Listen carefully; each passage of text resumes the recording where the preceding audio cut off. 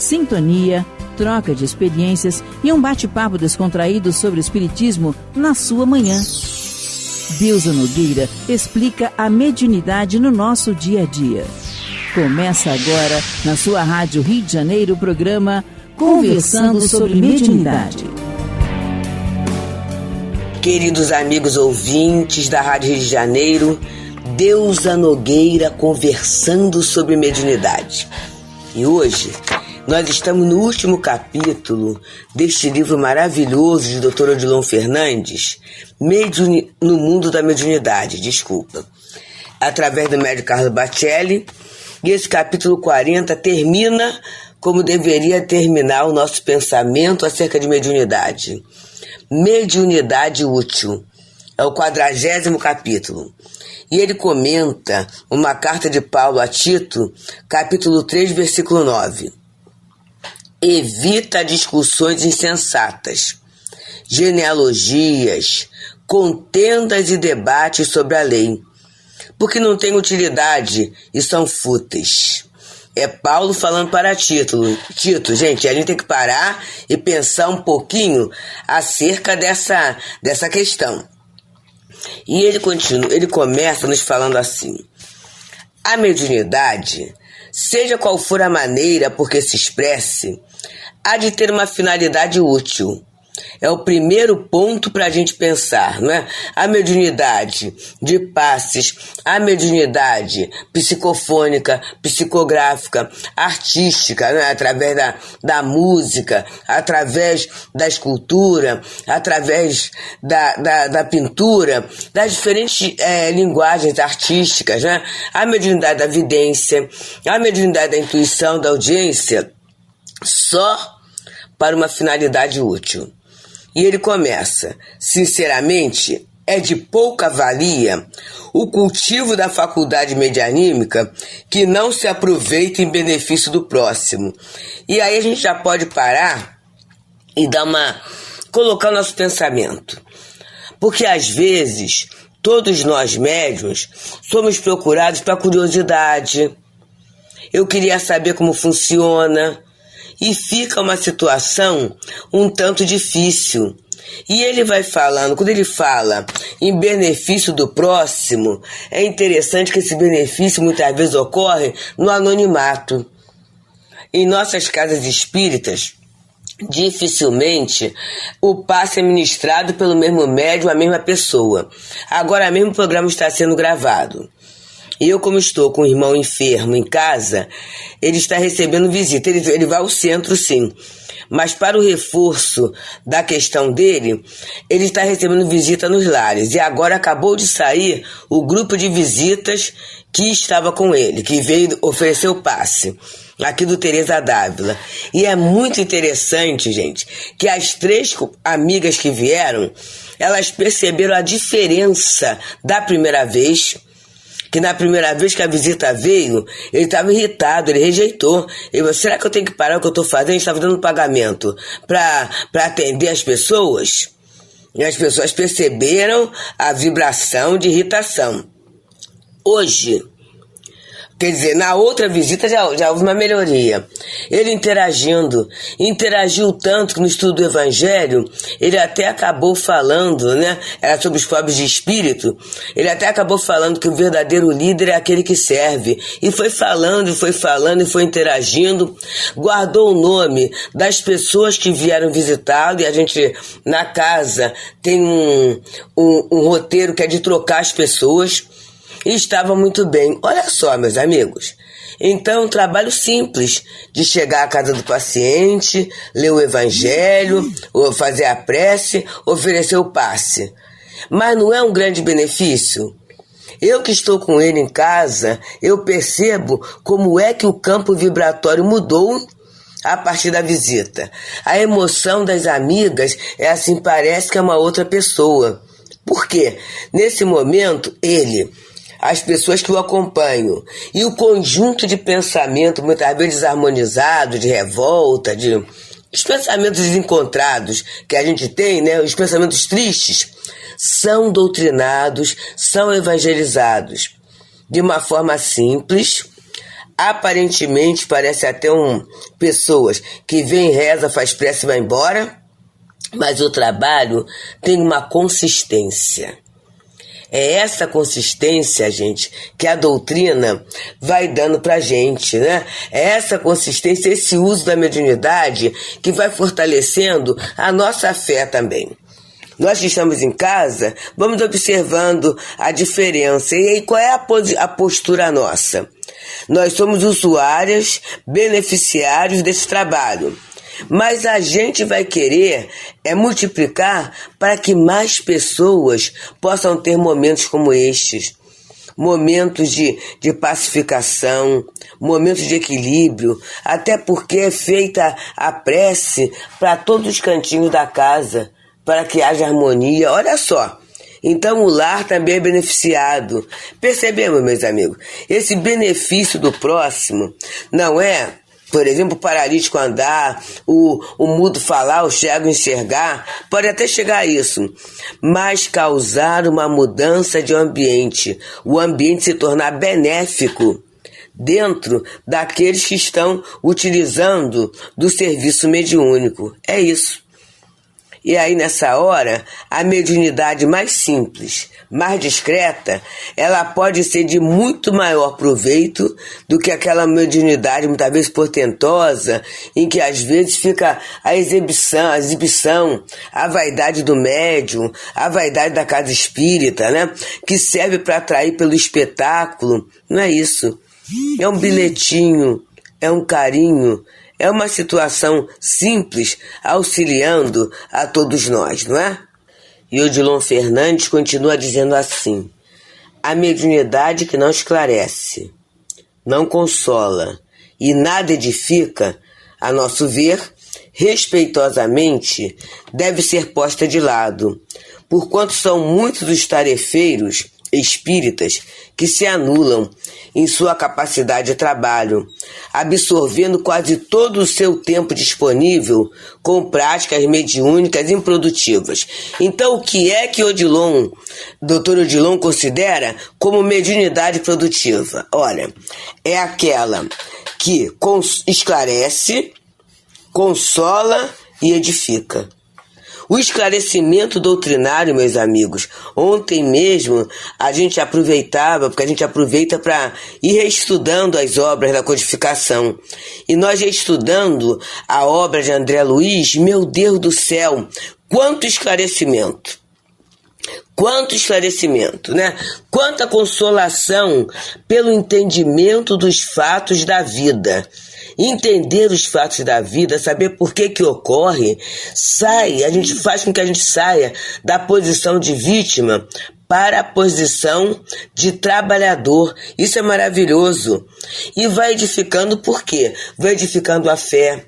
Vai fortalecendo a nossa coragem, o nosso bom ânimo, a nossa alegria de viver, não é? O nosso entusiasmo, a nossa crença em Deus, tudo isso. Então essa mediunidade que ele coloca é o seguinte, a pessoa muitas vezes anula, porque é alguma coisa pequena, é alguma coisa em grupo, não vai dar protagonismo, né? E aí a pessoa faz aquelas outras que são improdutivas, que podem muitas vezes até deslumbrar, mas não edifica. Pode até deslumbrar, mas não leva a pessoa a um campo de melhoria, a um campo de entendimento, a um campo de amor cristão. E ele continua: não raro, o processo de desenvolvimento mediúnico carece de ser repensado e retomado em outros níveis. O medianeiro de bom senso, que se autoanalisa, sabe detectar quando a sua produção está deixando a desejar, e não tem receio algum de permutar a sua lida ostensiva na mediunidade por uma outra ocupação de natureza espiritual mais discreta. E a gente vê pessoas assim, que percebem ou que pelo cansaço físico, ou que pela enfermidade, ou que por uma outra questão qualquer, aquele médium pede, se abstém, ele não se afasta da casa espírita, nem da tarefa espírita, mas ele pega uma outra tarefa, em que ele pode ser útil. Eu já vi muitas vezes até o médium coadjuvando aquela tarefa em que ele era, vamos dizer assim, o protagonista, né?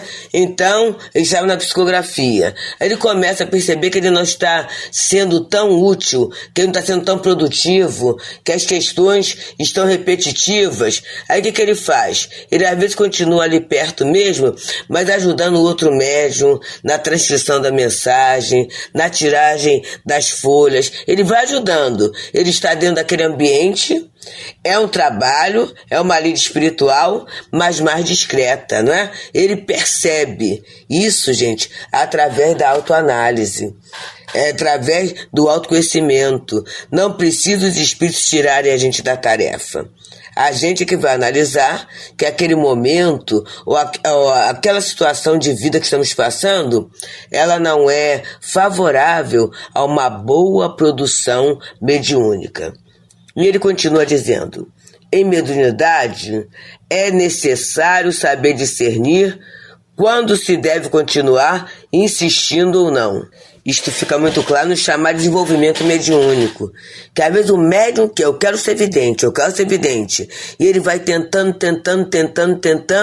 não consegue aquele resultado, porque ou não é a sua tarefa, ou não é o seu momento, né? Porque às vezes ele é orientado para aquela tarefa, mas tem um tempo, tem um preparo, tem o tempo da eclosão mediúnica. A gente tem que pensar nisso. Mas muitas vezes a pessoa vai tentando, e aí não consegue. E aí fica, ou afasta da tarefa, tudo isso. Quando, na verdade, ela poderia ter um ponto de treinamento, de amadurecimento, através de outro trabalho, mesmo o trabalho braçal da casa espírita, gente. O trabalho de assistência, né? Então, são tarefas em que, na verdade, você entra em contato com a direção espiritual da casa, você entra em contato com esses trabalhadores espirituais, estabelece laços de sintonia, de fraternidade, de amizade. E aí vai servindo de base. E muitas vezes são esses amigos, esses irmãos que vão falando assim: olha, continua, insiste, vai ter o tempo. Ou até coloca para o médium, como nós vimos de Valdo, isso é rascunho, isso é treinamento, isso ainda não é para ser publicado. A gente tem que ter esse bom senso e essa noção, né? Que eu não sou útil só naquilo que aparece. A casa espírita é o exemplo disso, né? A gente chega e se a pessoa chegar só na hora do trabalho, ela vai encontrar tudo organizado, tudo arrumado, tudo certinho. E ela não sabe que às vezes alguém chegou, né? E às vezes não há essa noção, né? Nesse período de verão, algumas casas que conseguiram climatizar, era muito comum o médium chegar e ir para a sala climatizada e ficar lendo. Enquanto outros médios estão lá para organizar um ambiente, fazer o que tem que fazer, botar água no copinho, muitas vezes ajudando numa cantina, ajudando numa livraria, ajudando na biblioteca, ajudando na evangelização, organizando. Mas aqueles médios chegam porque parece que está tudo ali. E, na verdade, o trabalho vai dar uma coisa chamada pertencimento. Nós tivemos esse ano, no Centro Espírita Irmão Clarencio, o primeiro encontro com o livro sobre o livro dos Espíritos. Primeiro eu ia ler, né? E aí, eles fizeram o trabalho.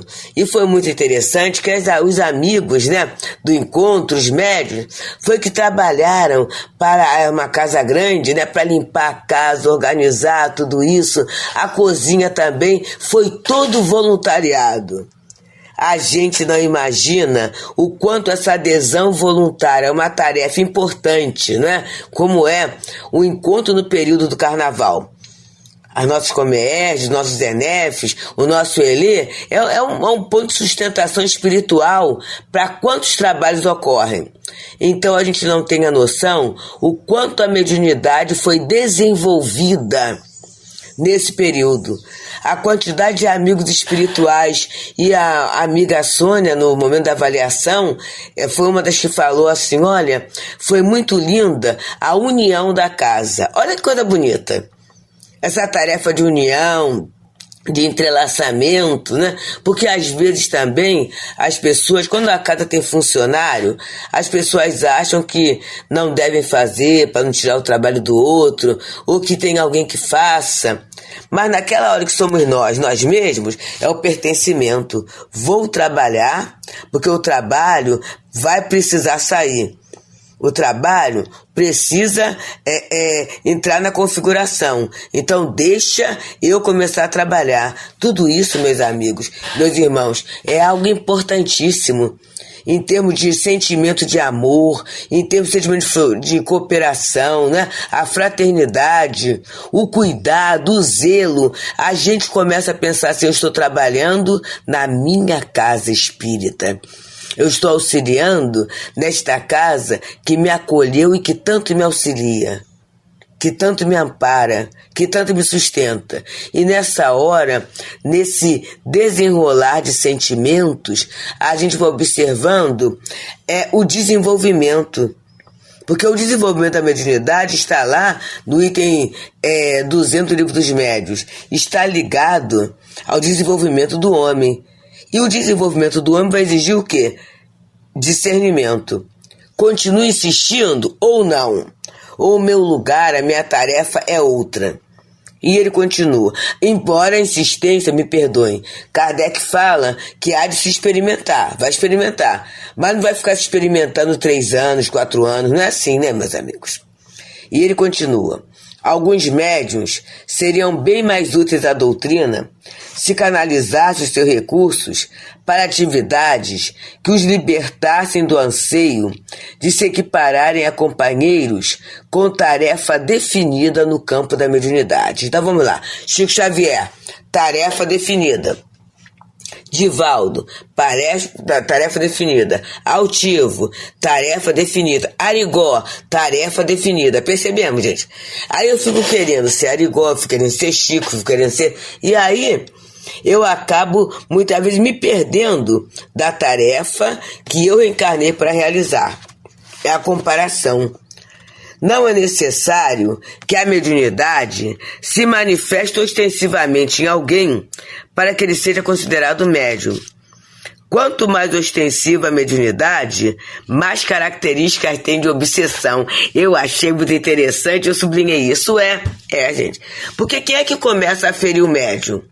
Está no Livro dos Médiuns. Quem é que começa a desenvolver? São os espíritos inferiores. Por quê? Porque estão na mesma faixa de pensamento, de sentimento, de despreocupação. Inferior não quer dizer que é mal, não, tá? Inferior é que não é superior.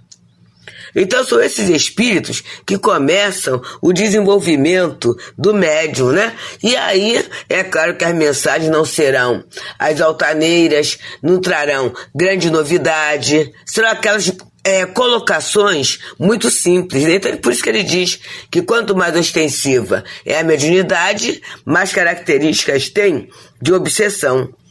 Torna-se indispensável que o médium não se conflite com os seus dons. De sua harmonização com eles depende todo o processo de seu aprimoramento. Quando falamos e insistimos em perseverança na mediunidade, evidentemente que não estamos excluindo a lógica. Se não houver, digamos, vocação para a mediunidade, melhor não prosseguir.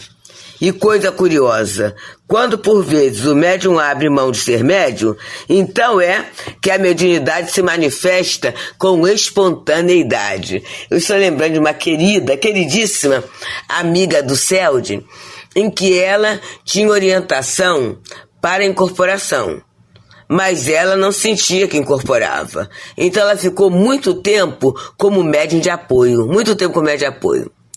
Num determinado dia, ela disse, aí sim, aí ela foi sentando, né?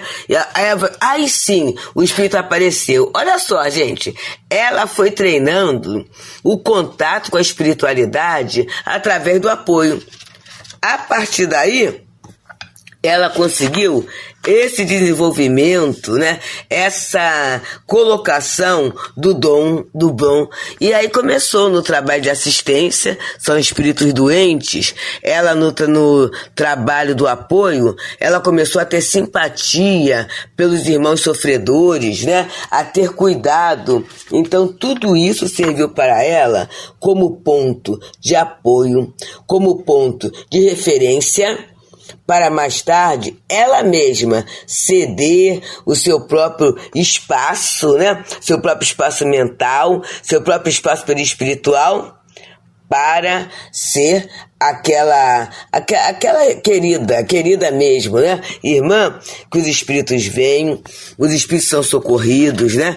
Ela se sente ajustada ao trabalho, aquele fantasma da dúvida vai saindo do seu pensamento, do seu sentimento, ela vai entendendo que aquela tarefa é com Jesus, é de Jesus, quer dizer que ela foge daquela situação, tem que me provar que é espírito mesmo.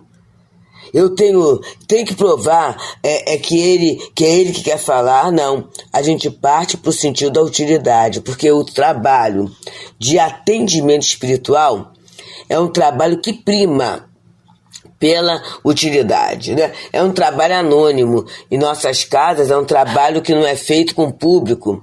É um trabalho em que a gente não faz comentário, a avaliação da tarefa fica por conta daquele grupo de trabalhadores. A gente não vai além para avaliar a tarefa, né? Em outros grupos, é naquele grupo. Então tem a preparação, se chega, tem o estudo nas suas salas, né? Um estudo bem leve, que não é para ninguém mostrar o que sabe, é para harmonização. A partir dali, a gente vai para a prece, autopasse, né? O trabalho começa de assistência. E nessa assistência, o espírito é atendido, que chega, mas o médium também é altamente atendido. O médium também desenvolve valores, talentos que ele haverá de trazer para a sua vida comum, para o seu dia a dia. A atenção das formas até de obsessão, de atrapalhar. Eu conversava com uma amiga, eu trabalho no Leão Denis sexta-feira. E sexta-feira eu descobri que tem um ponto aqui na vida doméstica que, se eu não vigiar, vira perturbação. Então eu já pensei assim, vai ser muito bem planejado.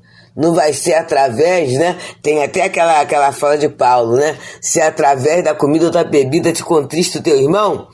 Então a gente vai ver qual é a comida, qual é a bebida, qual é a dificuldade que está havendo para haver uma desarmonia justamente naquele dia, que é o dia de atendimento, que a gente deverá se apresentar vestido com a veste nupcial, né, meus amigos? Jesus confia na gente. Os amigos espirituais da casa estão confiando na gente. Por que eu não vou confiar em mim, me colocando de uma forma melhor, de uma forma mais fraterna, mais límpida, mais cristã?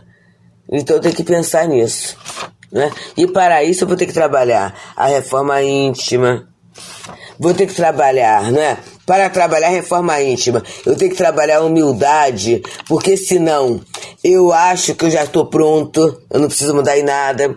Vou ter que trabalhar o perdão, o auto-perdão. São questões que vão começar a fazer parte do meu cardápio moral.